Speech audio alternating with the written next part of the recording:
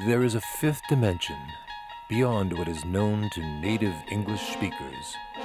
It is a dimension as vast as space and as timeless as infinity. It is the middle ground between fluency and incomprehension, between communication and misunderstanding, and it lies in the pits of human fears and the summit of human knowledge. This is the dimension of English language learning. It is an area which we call the ELL zone.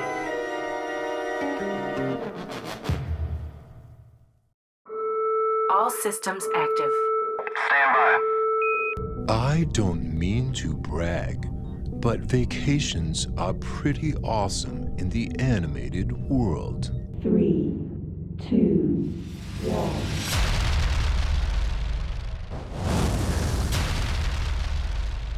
Sometimes I take an afternoon trip to the moon, or an evening promenade through the stars.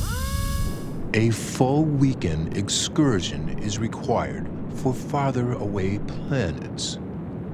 With holidays, the possibilities are literally endless.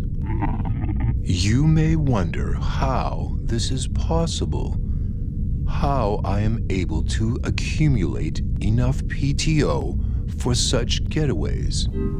Well, the animated union is quite strong and skilled in negotiations.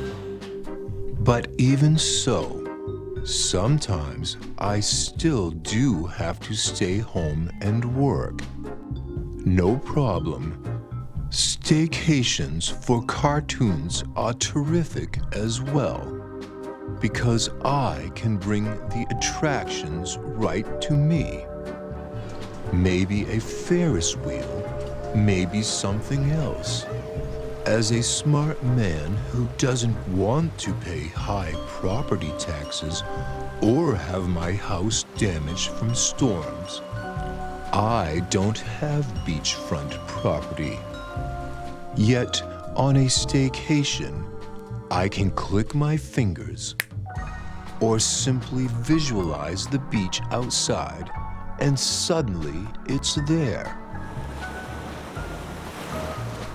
But perhaps I prefer some exercise on my staycation in cooler climates. No problem. I can bring the mountain to me. Yes, I can literally move mountains on my staycation. While humans can barely even move themselves on their staycations. Though their follies are so sad, they almost move me to tears as we enter the ELL zone.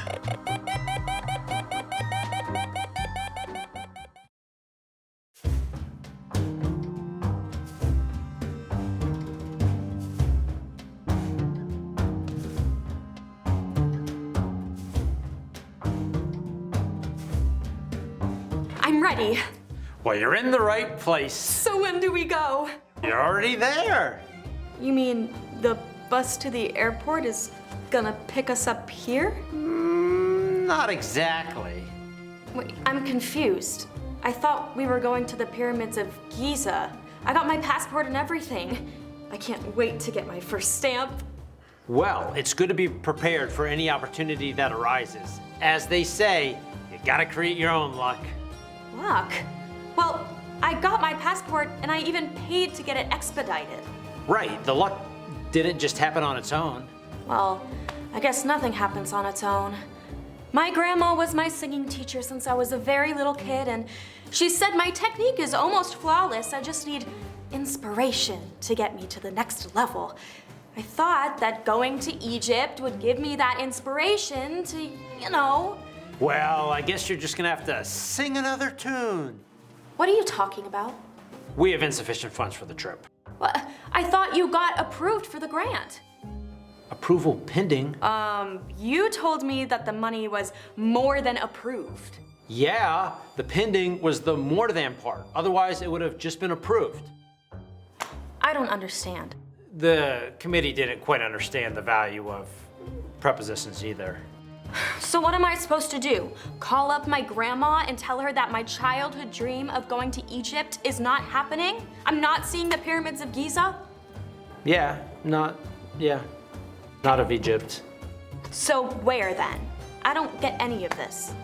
Relax. You will see pyramids. Just built by a different architect. Are you serious? Sometimes life teaches you serious lessons. When I saw Plymouth Rock, it was much smaller than I had expected. And when I applied for my first teaching job at Bayside High, it turned out to just be a set for some TV show. I thought all my schooling and hard work had gone to waste. Sometimes things in real life are seriously less impressive than you may have dreamed. Dreamed? But we're still in Maine. This is not Egypt. Classic staycation! I'm gonna have a meltdown. Sorry, I'm not qualified to help you with that, but I can help you teach ELLs the difference between in, on, and at. Whew, a much needed change of scenery. It's almost like a new scene in another awesome episode of the hippest English language instructional series on the internet. The ELL Zone, to be clear. It's almost as exciting as the food pyramid. Come on, everyone knows the food pyramid is no longer used for dietary consideration and is well past its expiration date. Don't worry, my pyramid tour credentials are still valid. For these pyramids, but are probably not still valid in the eyes of the Egyptian Ministry of Tourism and Antiquities. So this is meant to be. It is important to stay hydrated around the pyramids. If things go wrong, my cell phone doesn't work around here.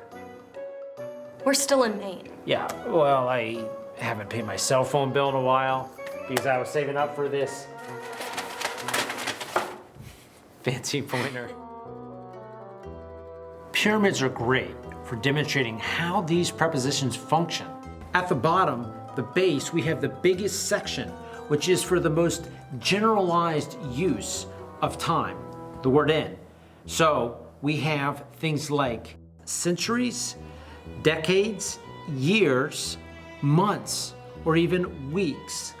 As we move up to the middle section, we have a smaller section and a more specific use of these prepositions for time, such as a weekend or even a specific day.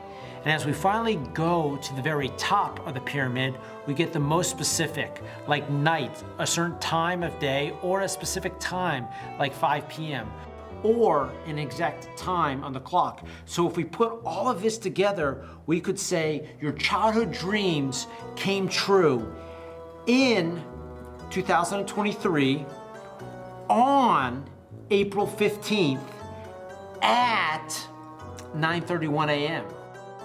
Or we could say my childhood dreams did not come true in April on the 15th at the pyramids of Giza. Whoa, whoa, whoa, whoa. That's a place pyramid. We gotta move on to the next pyramid to do that one.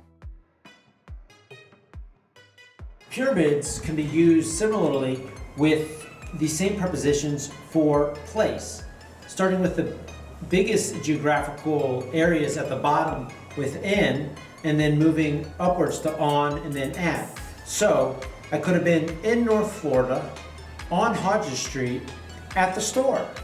Or we could say that I was in Bangor earlier today, on Stillwater Ave, at the store, getting things for my Egypt trip. Correct. But now it's time to move on to some other pyramids from a different archaeological era. So archaeologists are still trying to figure out when these pyramids were constructed. Nobody knows. I know. I've got your receipts from Etsy right here in my backpack. You said they were important documents for the trip. They are, as you can see. Well, we could say that in January, on January 12th, at 5 o'clock, I had to call my grandma on my birthday and tell her that my dreams of going to the pyramids of Giza were not coming true. Whoa, you're talking about places now. That's a place pyramid. So, right now you are in the United States on Main Street at a building which is represented by this building and, like the Great Pyramids, is a structure. Right, but if I were in any other country, on any other street, at another time, I would be anywhere but here. Whoa. Look how far you've already come just since the beginning of this tour. You've made a lot of progress. But now, you're gonna see something even more amazing. Pyramids so big that they'll make these pyramids right here look like mere printouts that were a prop for something. Let's go. Take a look. So beautiful. Isn't this the best moment of your entire life? Not exactly. For example, if I were in any other month, on any other day, at any other time, I could be in a much cooler place than this. Whoa. That's a different pyramid. But nice transition though. Let's go over to the place pyramid. Finally, the greatest pyramid of them all. There might be people buried inside of here. I don't know. Anyway, you could be in Kenya, on the coast, at the beach. I would hope so. Good, because applying for another university grant to hopefully go there. You've already proven you're a great proofreader, so you can check out some of my spelling there. It's kind of like my redemption for this whole pyramid mix-up. My way of saying sorry. You know, you would think that apologies might sound different than that. Well, the world works in mysterious ways. When the pyramids were first built in Egypt, they didn't get many tourists, or any. And now they get tons of tourists. Centuries later, people could be looking at these pyramids here and saying to themselves, how are these built? Or, why were these things built? Well, yeah, there'll be a lot of mysteries surrounding them, a lot of questions. But, you know, the important thing is that you had this tour and now it's time to tip your tour guide. Oh. No. Wait, I think I hear the other students coming for the trip. Oh, yeah, you remember how you're my protege and everything? Unfortunately. Yeah, well, I think you're ready to be tour guide now. And if you need anything from me, I'll be hiding if you need me. Oh. Wait, that was so rude of me. Here's your stamp for your passport.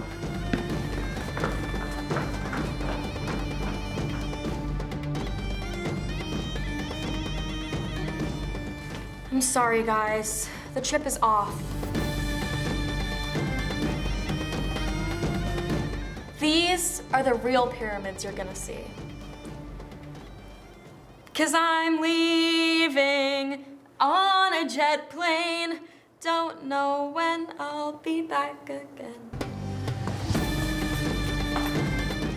¡Chale! Tanto que estudié por el TOEFL. Me maté estudiando.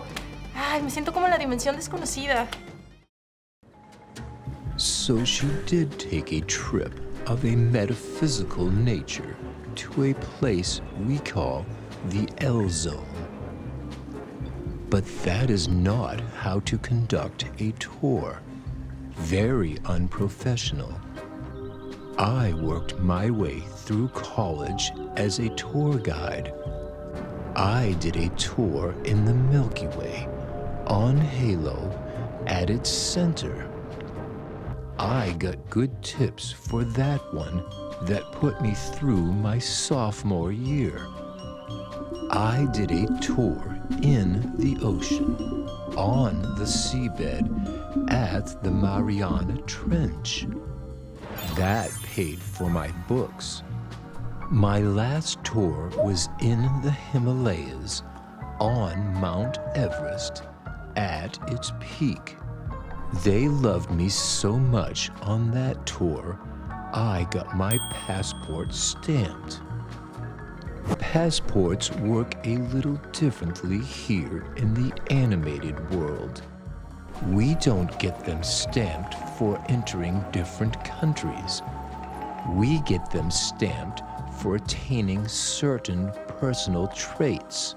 And in my last college summer, on a Friday at noon, I got my stamp in my passport on the first page at the center as a professional.